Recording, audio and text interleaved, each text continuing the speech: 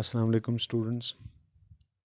Dear students, we are going through a poem uh, mm, titled as No Men Are Foreign. Today we will go through the text stanza wise.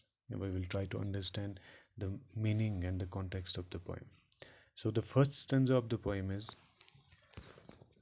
Remember, no men are strange, no country is foreign. Beneath all uniforms, a single body breathes.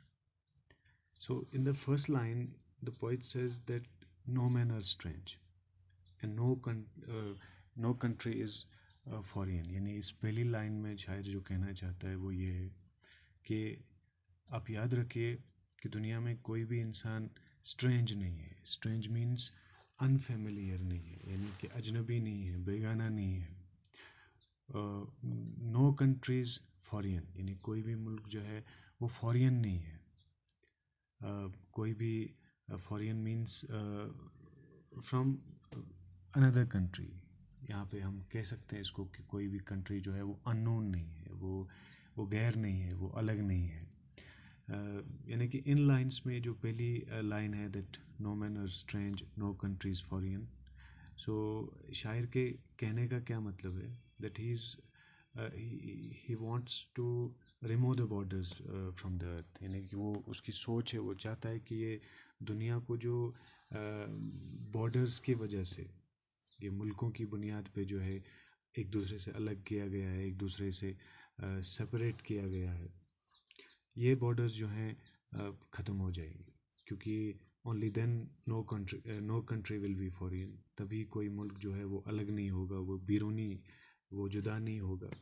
यानी कि एक इंसान जो है वो कहीं भी किसी भी वक्त जो है बिना वीज़े के, बिना पासपोर्ट के जो है वो आराम से जा सकता है. And we will feel every country as our own land. तो हर मुल्क जो है वो हमें अपना लगेगा, यानी कि बिल्कुल हम इस दुनिया में जो है अजनबी किसी जगह पे फील नहीं करेंगे.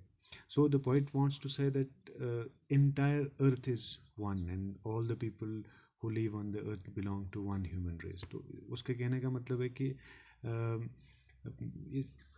पूरी ज़मीन जो है, पूरी दुनिया जो है ये एक है, और सब लोग जो हैं वो एक ही ज़मीन पे रहते हैं. वो एक ही ह्यूमन रेस को, यानी एक ही मैन काइंड को, सभी जो हैं वो बनी आदम है, सभी जो हैं वो इंसान है. इसलिए जो है कोई भी यहाँ पे अजनबी नहीं होना चाहिए. Beneath all uniforms a single body breathes. Uniforms का यहाँ पे कई सारे मतलब हो सकते हैं. हम यूनिफॉर्म का मतलब वर्दी नहीं बल्कि कपड़े भी बोल सकते हैं कि सारे कपड़ों के अंदर जो है वो एक ही तरह का इंसान होता है. यानी वो इंसान होता है जो बाकी लोगों की तरह, यानी दुनिया के हर इंसान की तरह जो है वो सांस लेता है. यानी सांस लेने छोड़ने की वजह से, वो ऑक्सीजन लेने की वजह से जो है हर इंसान ज़िंदा रहता है. तो इस का क्या मतलब है यहाँ पे, इसकी दूसरी तारीफ हम कर सकते हैं that beneath all uniforms a single body breathes. तो इसका मतलब ये होता है that the poet says inside the uniforms, यानी the uniform जो वर्दी worn by the soldiers of different countries, जो कि अलग अलग मुल्कों के फौजी लोग पहनते हैं. So the human beings are the same beneath this uniform, underneath this uniform. Beneath means underneath, यानी नीचे. यानी कपड़ों के नीचे जो बदन होता है, जो जिस्म होता है, वो सब का तकरीबन तकरीबन एक ही तरह का होता है. Then he says that all the soldiers are they're like our brothers, like ours the land our brothers walk upon. यानी हमारी तरह हम भी जो हैं उसी ज़मीन पे चलते हैं जिस ज़मीन पे हमारे ये बाकी मुल्कों के भाई लोग जो हैं ये वो चलते हैं. So is earth like his in which we all shall lie. तो ये वही ज़मीन है जहाँ पे हम सब लोग जागते हैं. We all wake up on the same earth and we all shall lie in the grave in the same earth. यानी कि हम सबको जो है shall lie means कि हमें इसी ज़मीन में जो है सबको दफन होना है. यानी सबके लिए ज़मीन जो है वो एक ही तरीके की है, चाहे वो किसी भी मुल्क का हो. So in the next stanza the poet says, they too, aware of sun and air and water, are fed by peaceful harvests, by wars, long winters starved, their hands are ours, and in their lines we read, a labor not different from our own. They too, they here refers to those people who belong to other countries, यानी कि जो दूसरे ममालिक के लोग हैं, दे वही उन्हीं की तरफ इशारा है। यानी उनके पास भी वो भी हमारी तरह जो कुदरती जो ख़जाने हैं, कुदरती जो कुदरत की जो नेमतें हैं, सन है, एयर है, वाटर है, वो भी हमारी तरह इसको एंजॉय करते हैं।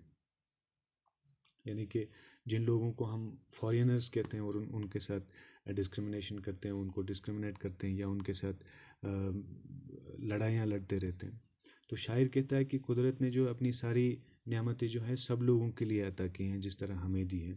यानी everyone gets sunlight, everyone gets air, everyone gets water, and each and every individual of this universe get these sources in equal measure. तकरीबन सब लोग को जो है एक ही तादाद में, उसमें कुदरत ने जो है कोई डिफ्रेंशिएट नहीं किया है। God does not differentiate between people from different countries. वो अलग अलग मुल्कों के लोगों के दरमियान में फ़र्क नहीं करता है, बिल्कुल भी भेदभाव नहीं करता है। तो सब लोग जो हैं इन सारी नेमतों का एक ही तरह से फ़ायदा उठाते हैं। And fed by peaceful harvest, और सब लोग अगर दुनिया में अमन हो, हार्वेस्ट मीन्स जो क्रॉप्स होती हैं, जो खेती बाड़ी के बाद हम हासिल करते हैं अब सरवाइव करने के लिए दुनिया में, तो सब लोग जो हैं एक ही तरह के हार्वेस्ट पे जो है वो गुजारा करते हैं। यानी कि सब लोग अगर दुनिया में माहौल जो है वो पीसफुल हो, दुनिया में अमन हो, तो सब लोग जो हैं वो फार्मिंग करते हैं इस अमन के दौरान, जिस तरह से हम करते हैं। By wars long winter starved, their hands are ours and their lines we read, labour not different from our own.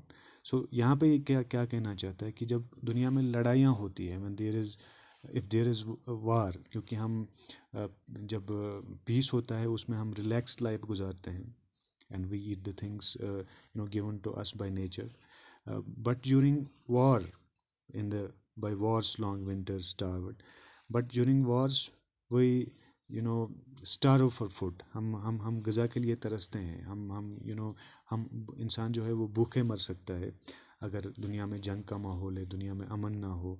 तो we all suffer in a similar way in these kind of circumstances। यानी ऐसे हालात अगर हों, दुनिया में जंग का माहौल अगर है, हालात ख़राब हैं, तो हर इंसान जो है वो तकरीबन एक ही तरह से वो सफ़र करता है। उसका जो असर है उस जंग का, उसकी जो शॉर्ट कमिंग्स हैं, उसके जो नुकसानात हैं, वो कहीं ना कहीं सब पे एक ही तरीके से जो हैं वो हावी हो जाते हैं। Their hands are ours and their lines we read, labour not different from our own. So यहाँ पे क्या कहना चाहता है शायर? He says that their hands are the same as our hands, यानी उनके हाथ भी हमारे हाथों के जैसे ही हैं, वो भी हमारी तरह ही मेहनत करते हैं। यानी हमारा लेबर जो है, लेबर मीन्स हार्ड वर्क, उनकी मेहनत जो होती है अपनी रोज़मर्रा ज़िंदगी को गुजारने के लिए, वो हमारी मेहनत से कुछ ज़्यादा डिफरेंट नहीं है।